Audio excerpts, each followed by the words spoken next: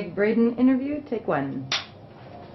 I was trained as a scientist. My background's in the hard sciences, physical sciences, the earth sciences. In the 60s and 70s, when I received that training, there was no room for the possibility of the kind of things that we're talking about now, the kinds of things that suggest that our inner world and our inner thoughts, feelings, emotions, beliefs in any way affect the world around us. And it was through direct experience what I began to understand was that this is the great secret that everyone knows except us in the West. Almost any other culture that we go to, from the monasteries in Egypt and Tibet and India into Bolivia and Peru, the indigenous traditions, little villages in the Andes Mountains, they all know that there is this experience that we can have inside of our bodies that affects our world in some way, and our science simply has not allowed for that historically. Well, I was trained as a scientist, and I was trained to look in the world around me for my answers, so I began to go to these places. I began to go into the monasteries, all the places that I mentioned.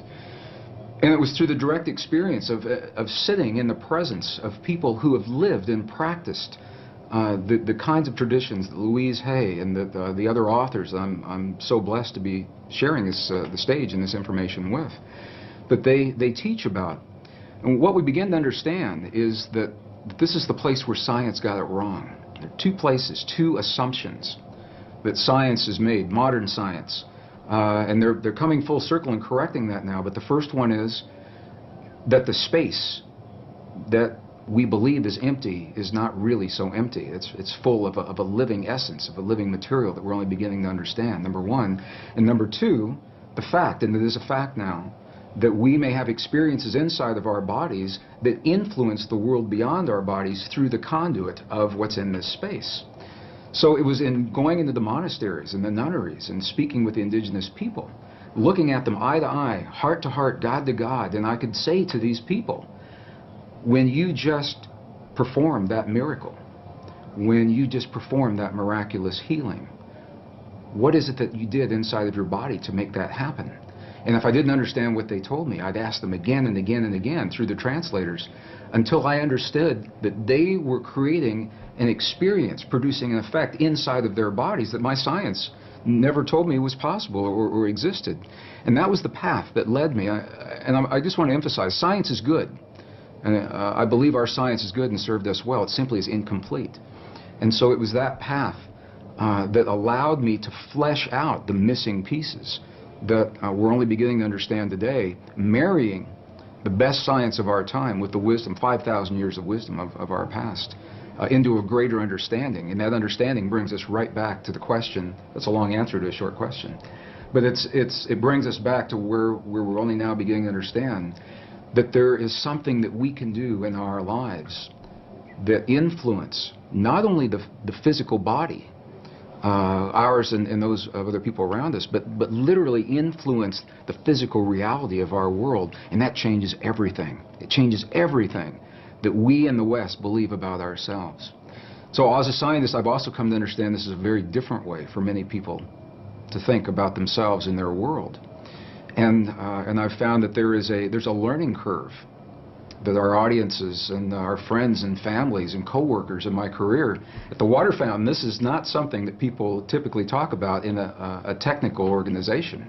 They don't wake up in the morning and say, what kinds of feelings, what kinds of dreams, what kinds of healings did you have over the weekend?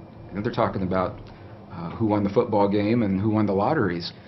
But this is where it brings us, the relevance in our lives, because we all are having experiences every day. Whether we are consciously aware of it or not, those experiences are physically affecting our bodies and our world. What Western science now is beginning to understand, only in the last years of the 20th and now the first years of the 21st century, it is now a scientific fact that the space between things is anything but empty. It is full of a living, pulsating essence that is so new, scientists have yet to agree on a single term. Some are calling it a quantum hologram, very technical sounding name. Dr. Edgar Mitchell, the former Apollo astronaut, I've had the honor of sharing a stage with him a number of times. He calls it nature's mind. Stephen Hawking calls it the mind of God. Others simply call it the field. In 1944, the father of quantum physics, Max Planck, identified the existence of this field, and he called it the matrix. He said, underlying everything that we see, our bodies included, everything we see in the world around us in our bodies, he said, there is the existence of what must be a conscious and intelligent mind. This is his language in 1944. He said that this mind is the matrix of all matter, and it's from his work that the movie series began and many of the ideas that we have today. So what we know is this, is that we have the opportunity to influence that field in ways now that we're only beginning to understand. It's done through the human heart. It's not a thinking process. Thoughts are important.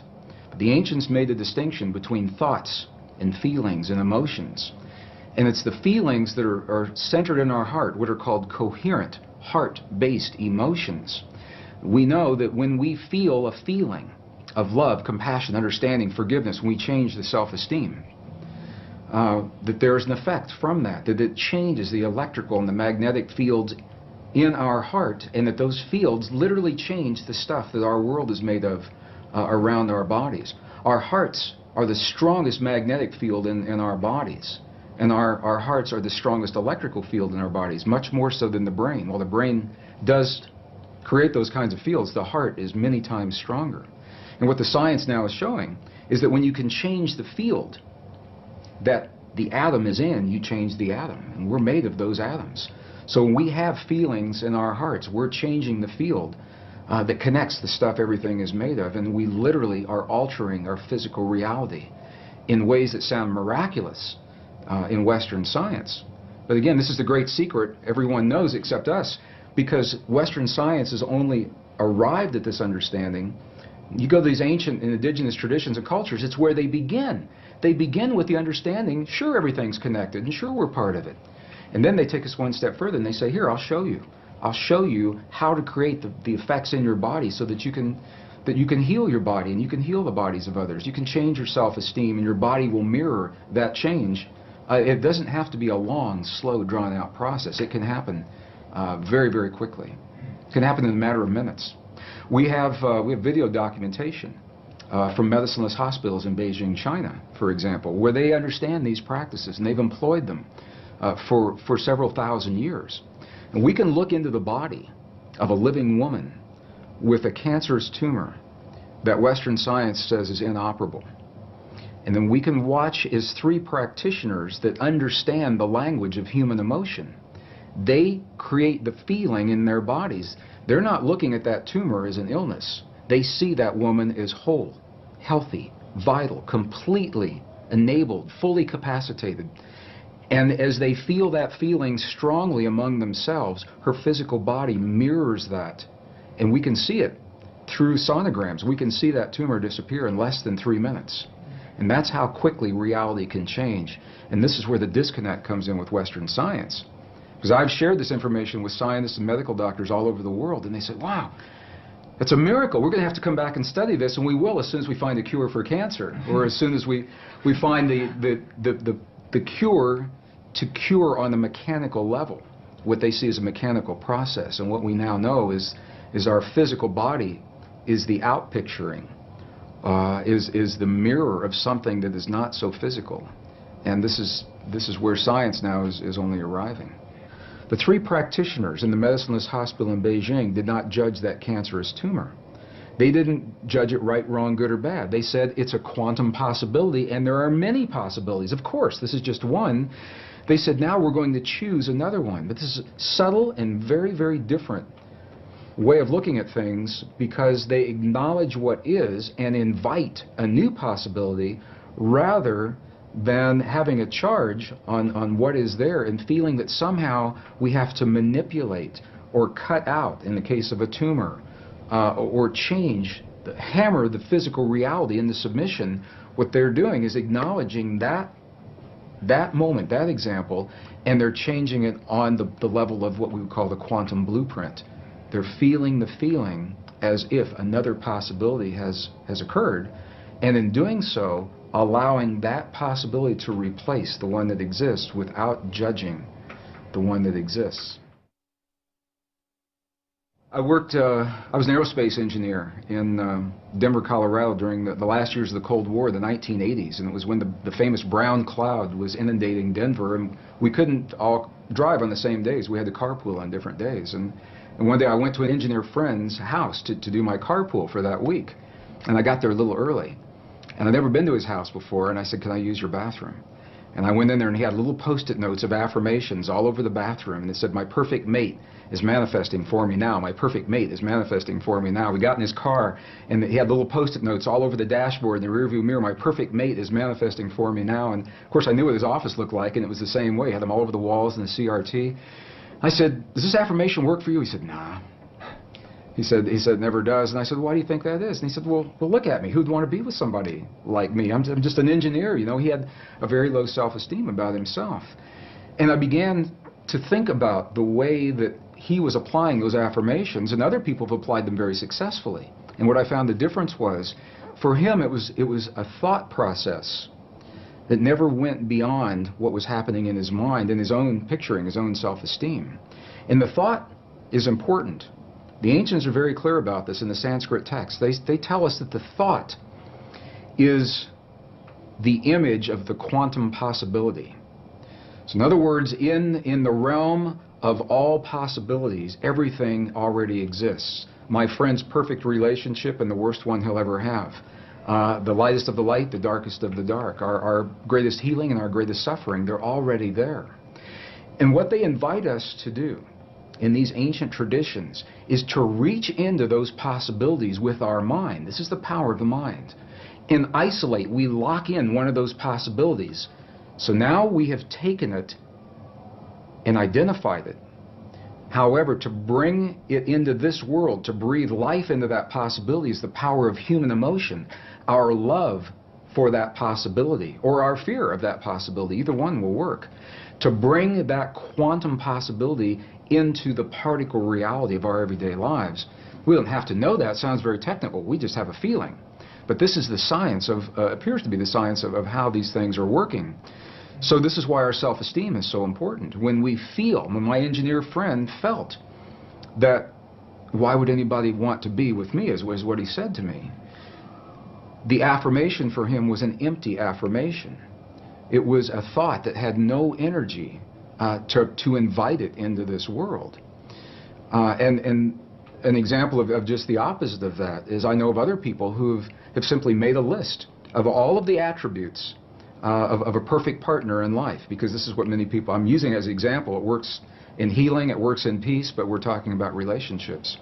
They make a list of all those attributes, and then they come from the place that relationship is already happening. What is their life like? How is their life different now that perfect partner is there? How is their evening different? How do they spend their time differently? How do they feel when they wake up in the morning and share their lives with someone? And it's those feelings that they live throughout the day. It's not something you sit down and do for a minute and then you get up and walk away. Rather, it's something that we become. We live our lives as if these experiences have already happened, and in that way we invite them into our lives, and they happen frighteningly quickly for some people. It's amazing. I know people that haven't finished their list, and they go out for lunch or a cup of coffee while they're making the list, and the person that just brought them their lunch is the person that's on that list, and they fall in love and they're married 20 years later. I know people that's happened to. So it's about clarity. It's about specificity. It's about being personal. Being very clear that these are personal desires. Scientifically, it appears that this field, the divine matrix, it is a mirror and a bridge between our inner and our outer worlds. And it can only give us what we give it to work with. And the interesting thing is that we have been conditioned to feel the feelings of the things that we don't want in life and that we're afraid of. We wake up in the morning and we see the 6 o'clock news and all the things to be afraid of, and then we go through our day saying, oh, I hope I'm not going to see that today, or I hope it's not around the corner. And my question, so fascinating me, where do we learn to feel the things that we don't want rather than things that we choose to have? And how would our lives be different if we could cut through all of the static and simply choose in our lives what we would like each moment of each day, or our relationships, or our abundance, or our careers, or the peace in our families to look like? What would what would our lives look like if we could do that? And there's very good scientific evidence showing precisely what our lives would look like because we would very quickly experience everything that we've created. As a scientist, one of the first things I had to understand, and again, my training, I was trained in the hard sciences, and there was no allowance for any inner experience to have an effect on our outer world to begin with. Number two, I was raised in a relatively conservative community in the Midwest. I was born in Missouri, Kansas City, Missouri. Excuse me, in that part of the world, when you talk about emotions, they kind of get lumped into this nebulous experience. You know, thoughts, feelings, emotions are all the same thing. We really don't talk about them much. And by the way, as a male, we don't want to see much of yours. So that was my upbringing. So I began to understand when we go into the other cultures, and I'm referring again and again to this wisdom. We had this wisdom in Western cultures, and it was lost in the 4th century. About 1,700 years ago, it was edited right out of our most cherished spiritual and religious traditions, the biblical edits of the 4th century. It was not edited from the other cultures that we have visited, and that's the value of going into these cultures. And they identify 3 separate yet related experiences that we all have in our bodies, and they literally call them thought, feeling, and emotion. And here's the difference. The thinking they identify with the 3 upper energy centers of the body. The Sanskrit traditions have a 7 energy center or 7 chakra system that they work with. And they say the upper 3 are related to what we call thought or logic processes. So when we think about something, we picture it in our mind, that perfect relationship or peace between nations. But we can only invite it into our lives when we breathe the power of emotion into that thought. The emotion comes from the lower 3 of those creative centers in our bodies. So when we breathe the power of emotion into our thought, we imbue that thought with life. And those 2 energies meet in the one center that is not accounted for yet in our model. It's in our heart, or what scientists call the 7-layer liquid crystal oscillator in the center of our chest. But we'll just call it our heart, because that's what it does. Our heart is creating electrical and magnetic waves that are influencing the world around us based on what we think and the emotion that we breathe into those thoughts to create the feeling. So now we've just defined feeling. Feeling, by definition, from the Sanskrit tradition, is the union of thought and emotion, creates the feeling. Now what makes this really interesting is that those traditions say we are capable of only 2 primary emotions, love and whatever we feel the opposite of love is. And when you get really deep into the teachings, there are 2 aspects of the same thing. But what they say is when we have our thought, we are either breathing the love of that thought or our fear of that thought to create the feeling, and the feeling then becomes sadness or joy or compassion or anger. Those are not emotions, those are feelings. Now for some people they say, well, you know, you're nitpicking. What difference could it make? And these are the subtle differences between these ancient ways of viewing this inner technology. It's literally a technology, because we can have the same thought or the same affirmation and imbue it with a different emotion and have completely different feelings and create a different outcome. And this is the great secret that was edited out of our Christian and pre-Christian Judeo-Christian traditions. When 45 books were removed in the 4th century, 20 were taken out completely. Another 25 were condensed and rearranged. And we know this because we found the information now in the Dead Sea Scrolls, the Nag Hammadi Library, the Coptic, the Gnostic texts. So we know what those texts would have said if we had had them. But the interesting thing is, without those texts, we tend to rely upon the written word, the validation, to feel that power in our bodies. I think everyone senses or suspects that there's an untapped potential in the human body.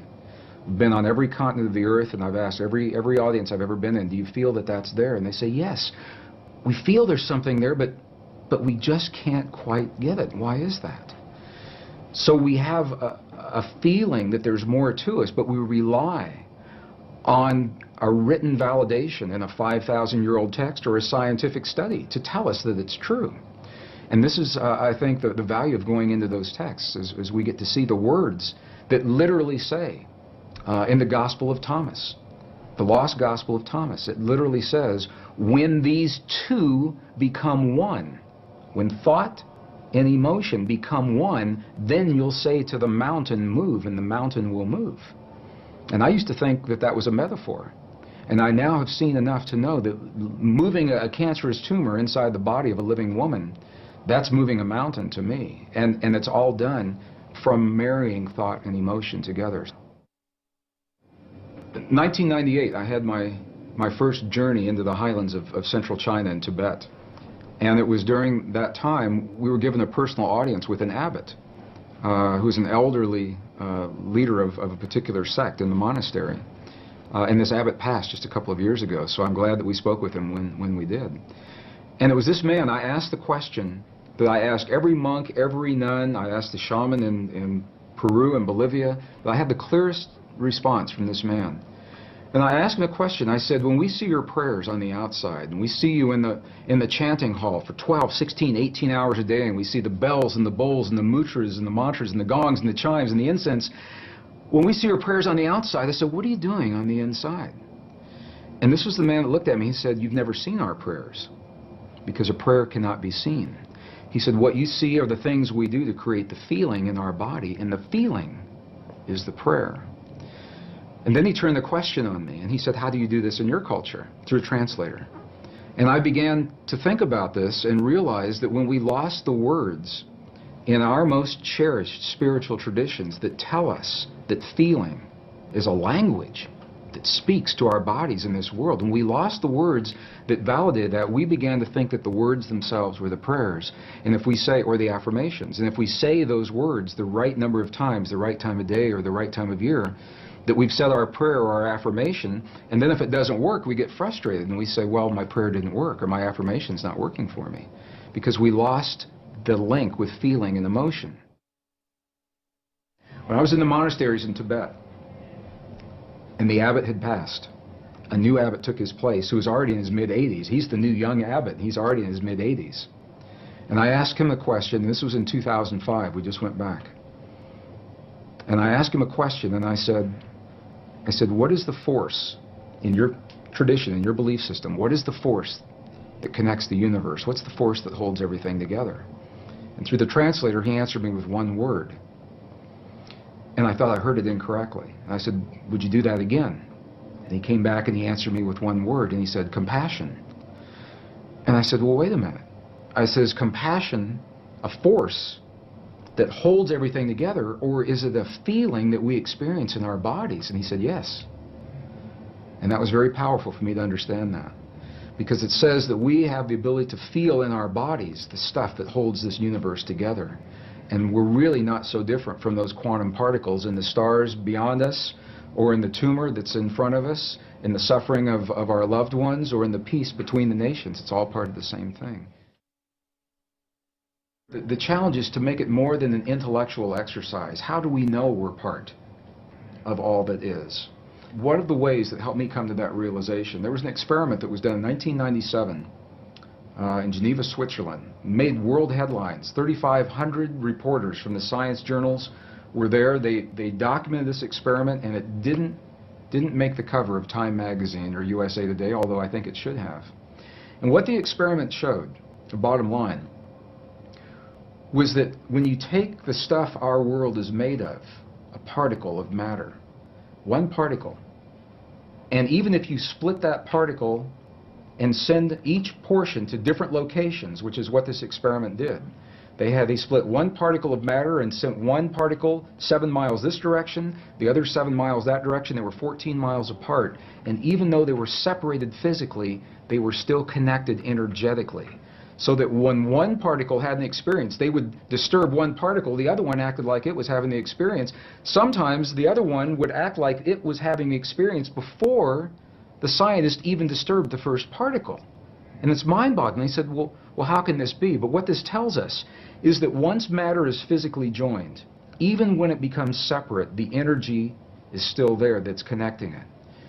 And this is why it's important to me, because if we go back far enough in time, all the particles of matter of this entire universe that are expanding were all meshed together in a single particle about the size of a green pea, is what scientists tell us today. It's what the computer models suggest.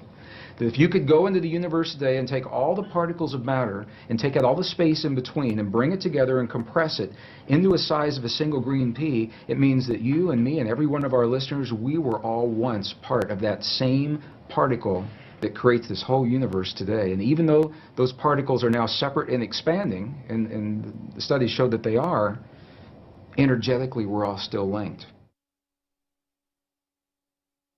When we lost the information telling us we're a part of all that we see, we found ourselves on a very technological path without the wisdom of us being in the equation.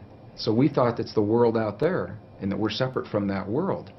Now what's happened is our technology has come so far that our very existence is threatened by the technology that we've developed, whether it's the wars or the viruses or the climate change. So I believe we've come full circle now to survive our time in history. We've got to write ourselves back into the equation. Our prayers, our affirmations, our beliefs are a language. And when they're spoken through the language of the heart, they have a direct, powerful, and immediate impact on our bodies and the world around us. And it invites us to be very, very aware of what it is that we truly hold in our hearts is the truth of our world, because we live that in our lives, from the lightest of the light to the darkest of the dark, the greatest fears and the greatest joys. What we're beginning to understand is that human emotion and feeling and belief is literally a language. It's a nonverbal language that this field recognizes and understands. And the field works in what we call real time. It doesn't know about a few minutes from now. So if you say in your affirmation, 20 minutes from now, I'd like for my perfect mate to manifest for me now, it doesn't know about 20 minutes from now. It is a real-time application. And this is why the key, and this is what the ancients say, and this is what the monks and the nuns tell us real-time today. They say to be very specific about what it is that we're choosing to have in our lives, because what we're doing, and it helps if we understand this, what we're doing is in the world of quantum possibility, in the soup, the nebulous soup of all possibilities, what we're doing is we're isolating, we're locking one into place. And if we're not specific about what that possibility is, then how can the field be specific about what it is that it gives to us? Whatever it takes to get us to the point where we can transcend the limits, the laws of physics and biology as we've known them in the past. We have a power within us that transcends those laws, that we're more than our mistakes, that we're more than the suffering, we're more than the limits that we believed in the past. And that is where I say, wow, that really inspires me. Thank you for watching this video, my friends. I hope you really enjoyed it. Make sure you leave a comment below, and please subscribe to this channel. I want to give you so much more. Thank you, and I'll see you next time.